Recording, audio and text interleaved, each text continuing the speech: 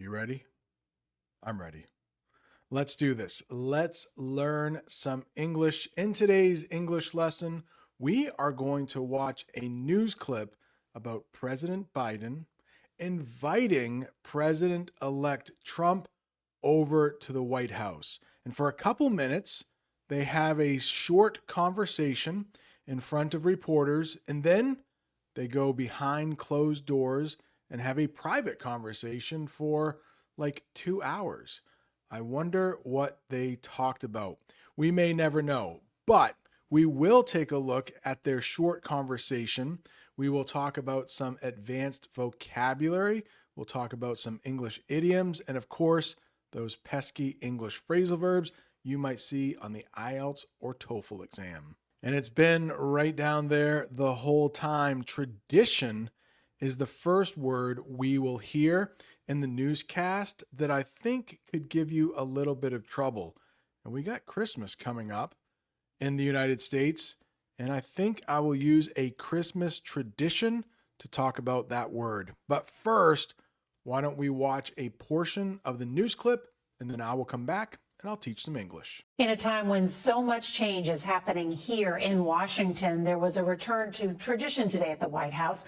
President-elect Donald Trump made a cordial fireside appearance alongside his longtime political foe, President Joe Biden. For each of these difficult or tricky phrasal verbs, idioms, just hard vocabulary, I will have the official definition. I will use it in a sentence, and I will have a picture that will help you understand those difficult things. So the definition of tradition is doing the same thing the same way for a long time. In the United States, it's tradition for the outgoing president, that is President Biden. He is leaving on January 20th. So if you are watching this the day this English lesson comes out, that is about 2 months away. So the outgoing president to help the new president settle in. Oh boy. And already we have an English phrasal verb. Let's talk about that in just a minute. Let me get rid of this. So in the picture, you can see there is a family probably doing a Christmas tradition. And one tradition that, let me put up a sentence here that will help you. Some American families have a tradition of decorating a Christmas tree on the day after Thanksgiving. I'm recording this on a Friday, and Thanksgiving is less than a week away. Thanksgiving is always on the fourth Thursday of November. But in the definition for tradition, I did mention settle in. What does that English phrasal verb mean? It means get comfortable in a new place. Now, President-elect Donald Trump, or I could say former President Donald Trump, has been in the White House before. He was our president 4 years ago.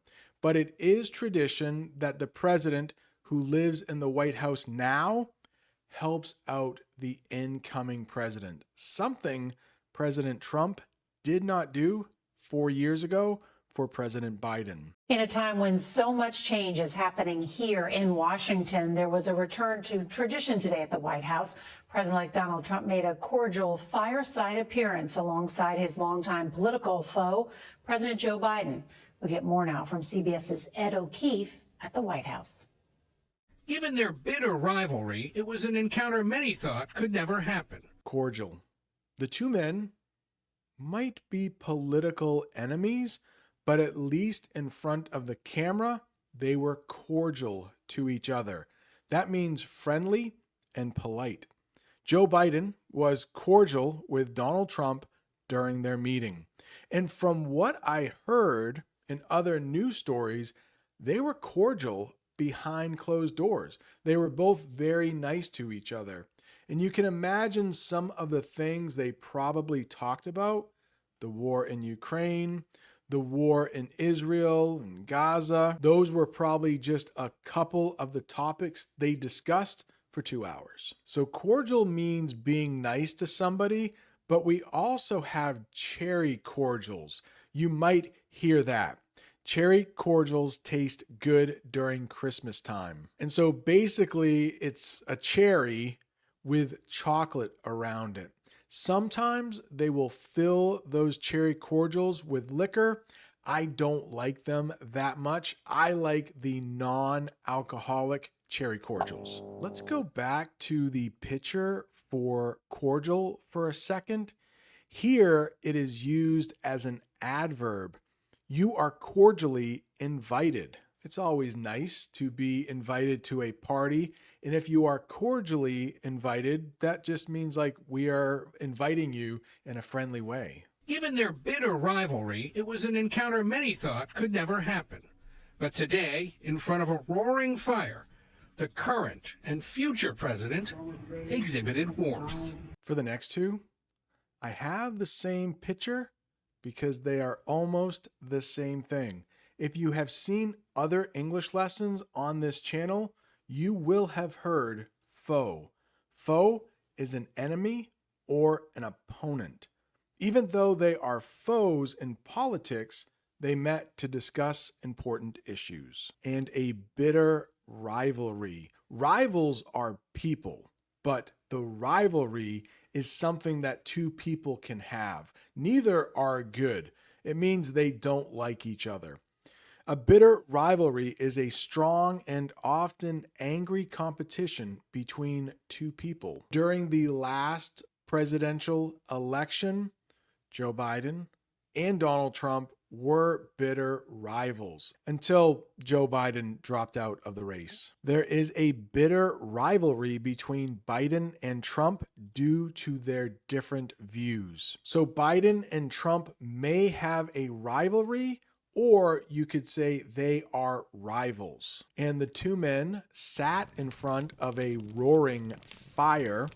That is a large fire that makes a lot of noise as it burns. They sat by a roaring fire during the meeting, making the room feel warm and welcoming. Did you know that if somebody is friendly, you can say they are warm in English? And if they aren't friendly, you can say they are cold. We even have an English idiom to give someone the cold shoulder. That means you ignore them. But you could also hear roar, which is very different from a roaring fire. Take a look at that picture. There is a lion right there, and it looks like that lion is roaring to make a loud sound like a lion. The crowd would roar with excitement if Trump and Biden agreed on something. Yeah, one is a Democrat, one is a Republican. There isn't a lot the two men can agree on. Given their bitter rivalry, it was an encounter many thought could never happen. But today, in front of a roaring fire, the current and future president exhibited warmth. Let's talk about cold and warm again when it talks about being friendly. Exhibited warmth means showed kindness and friendliness. Biden exhibited warmth during the meeting to make things less tense. Let's review cold shoulder. If someone is friendly, they are warm. If someone is not friendly, they are cold. You may know the idiom, give them the cold shoulder. Do you know where your shoulder is? By the way, I can show you. In English, that's your shoulder. Most people have two. The current and future president exhibited warmth. Congratulations. Thank you. And looking forward to having like we said, smooth transition.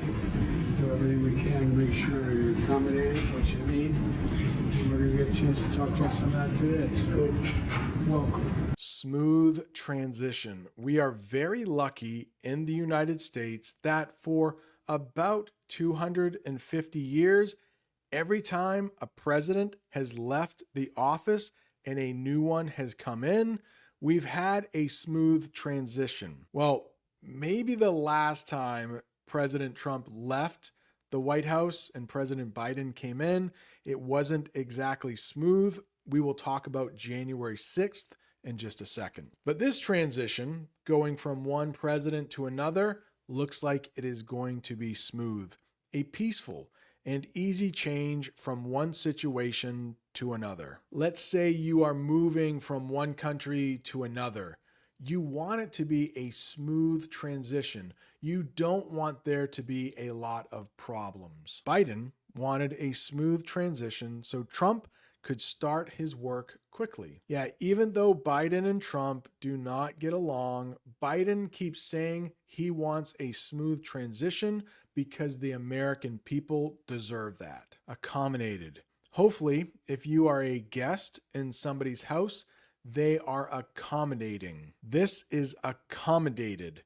Make adjustments to help someone. Biden accommodated Trump's team, providing them with all necessary information. Hotels can sometimes be called accommodations. If you're visiting a new city, somebody might ask, "Do you have accommodations for tonight?" That means, do you have a place to stay? You might hear hotels called accommodations. Do you have accommodations for tonight? Thank you very much. And politics is tough, and it's in many cases not a very nice world, but it is a nice world today, and I appreciate it very much. A transition that's so smooth, it'll be as smooth as it can get, and I very much appreciate that, Jim. You're welcome. They conferred in the Oval Office for nearly 2 hours, discussing domestic issues, plus the wars in the Middle East and Ukraine. In the newscast, they mentioned the Oval Office. What is that? That is the president's official office in the White House. They met in the Oval Office to discuss plans for the future. And just in case you don't know, the Oval Office gets its name from being the shape of an oval. It's almost like a circle, but kind of like a squished circle. They also talked about domestic issues. Earlier, I mentioned Israel, Gaza, Ukraine. Those are foreign issues. The opposite is domestic. Problems within a country. They talked about domestic issues such as education and healthcare. They conferred in the Oval Office for nearly 2 hours, discussing domestic issues, plus the wars in the Middle East and Ukraine. President Biden reinforced his view that the United States standing with Ukraine on an ongoing basis is in our national security interest. Reinforced means to make something stronger. Biden reinforced his support for the country's safety during the meeting. Let's take a look at what reinforced means outside of politics. I imagine this man might live in Florida. I also imagine a storm might be coming. He wants to protect his house from the storm, so he is reinforcing the windows. Those windows might be strong on their own, but if you put boards in front of them, they are going to be even stronger. They are going to be reinforced. May I ask you for a favor? If you could please hit that like button if you are enjoying this English lesson, and if you haven't subscribed yet, go ahead and subscribe so you never miss another English lesson. They conferred in the Oval Office for nearly 2 hours, discussing domestic issues, plus the wars in the Middle East and Ukraine. President Biden reinforced his view that the United States standing with Ukraine on an ongoing basis is in our national security interest. National security interest. Things that are important for the country's safety. They agreed to protect national security interests together. President Biden reinforced his view that the United States standing with Ukraine on an ongoing basis is in our national security interest. The meeting was designed to launch the kind of seamless transition Trump didn't give Biden in 2020 as he challenged the election results. January 6th would then set off a firestorm, with Trump skipping President Biden's inauguration, the turmoil setting the tone for this year's bitter election. Seamless. That means very smooth and without problems. Now, to help you understand the word seamless, which means without a seam, there is a picture of a seam on a pair of jeans. It's not exactly smooth. So when you hear seamless, that means very smooth. No problems. Biden's goal was to make Trump's start as seamless as possible. All right, January 6th, 2021. That was not a seamless day. That day had quite a few problems. That is the date when the Capitol was attacked in 2021. Take a look at that picture. I asked AI to make an image of January 6th, and that is what they came up with. I don't think there was as much smoke that day as there is in that picture, but a group of American citizens broke into the Capitol building and did a lot of damage. Let's take a look at a sentence that uses January 6th.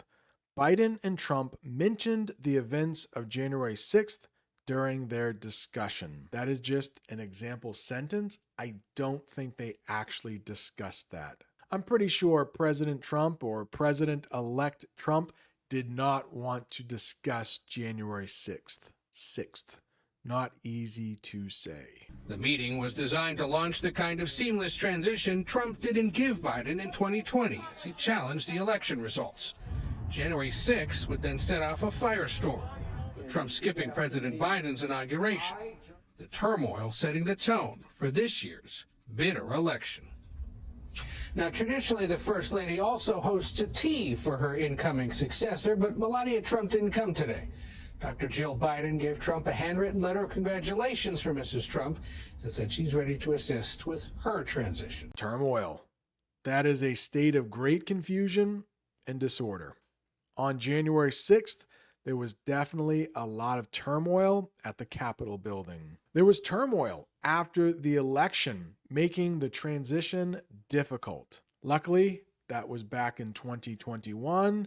It's not happening in 2024. Dr. Jill Biden, she likes to be called Dr. Jill Biden, invited Melania Trump to a tea.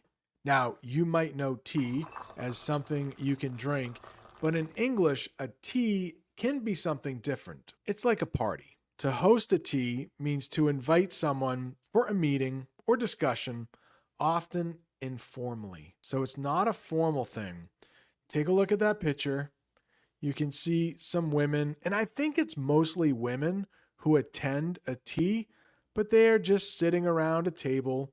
There actually is a pot of tea in the foreground of the picture, but it looks like they are just having a nice chat. Melania Trump told Dr. Jill Biden, thanks, but no thanks. Actually, I don't think she said anything to Dr. Jill Biden. Now, traditionally, the First Lady also hosts a tea for her incoming successor, but Melania Trump didn't come today.